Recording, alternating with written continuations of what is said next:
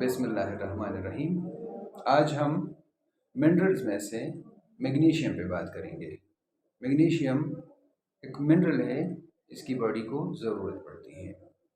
अब मिनरल जो है मैग्नीशियम, इसके सोर्सेज, इसके फंक्शंस, इसके डिफिशिएंसी सिम्टम्स और इसकी जो रिक्वायरमेंट्स है उस पर बात करते हैं। तो इनकी जो सोर्सेज है वो क्लोरोफिल ऑफ द प्लांट्स है, और यानी जो सब्जीना होता है पौधे का सब्ज हिस्सा, ये उसमें पाया जाता है। और इसके अलावा ये तमाम किस्म के फूड्स में पाए जाते हैं।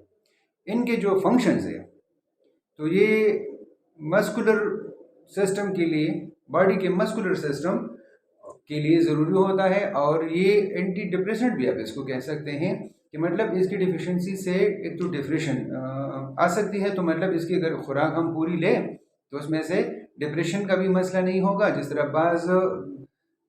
तरह हम बी कम्प्लेक्स में से डिस्कस कर रहे थे कि इसके डिप्रेशन और कन्फ्यूजन वगैरह इस किस्म के मसाइल जन्म लेते हैं। अगर ये डिफिशिएंसी आ जाए तो इसकी जो हम पूरी मकदार लेते हैं तो डिप्रेशन और मस्कुलर वीकनेस नहीं आएगी।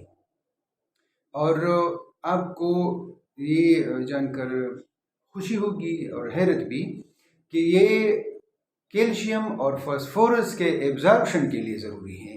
तो अगर ये बॉडी में सफिशिएंट अमाउंट में मौजूद ना हो तो कैल्शियम और फास्फोरस की प्रॉपर एब्जॉर्प्शन नहीं हो सकेगी। और जब कैल्शियम और फास्फोरस की प्रॉपर एब्जॉर्प्शन नहीं हो सकेगी तो जितने मसाइल उनकी वजह से आ सकते हैं वो सारे मसाइल पेश आएंगे, और उन सारे मसाइल की वजह से जिस्म मुख्तलिफ़ किस्म की बीमारियों को सफ़र करेगा। फिर जिस तरह बोन और teeth formation, muscular system, nervous system,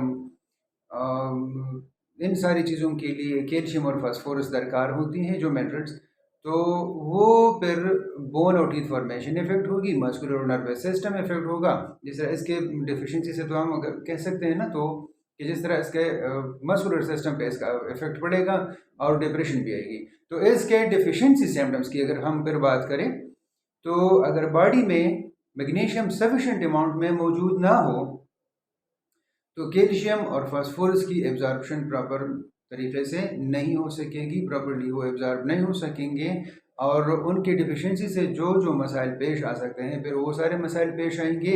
और जब वो सारे मसाइल पेश आएंगे तो साथ में से ये डिप्रेशन और मस्कुलर वीकनेस, ये वाला मसला भी पेश आ जाएगा।